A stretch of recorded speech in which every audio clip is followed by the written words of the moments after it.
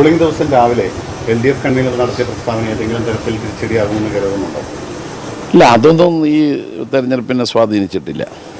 അല്ല, LDFിൻ്റെ പ്രധാനപ്പെട്ട ചർച്ച ഇന്നത്തെ കോൺഗ്രസ് നാളത്തെ BJP എന്ന് പറഞ്ഞുകൊണ്ടായിരുന്നു. അപ്പോൾ EP ജയരാജൻ ഈ പോളിംഗിൻ്റെ തലേ ദിവസം K സുധാകരൻ ഇത്തരത്തിലൊരു ആരോപണം പറയുന്നു. വോട്ടെടുപ്പ് നടക്കുമ്പോൾ ഈ EP ജയരാജൻ ജാവ്ദേക്കറെ കണ്ടു എന്ന് പറയുന്നു. ഇതൊക്കെ ഒരു സ്വാധീനിക്കാനുള്ള ഇല്ല, അത് സംബന്ധിച്ച് CPIM PB അംഗം കൂടിയായ മുഖ്യമന്ത്രി പാർട്ടിയുടെ നിലപാട് വ്യക്തമാക്കിയിട്ടുണ്ട്.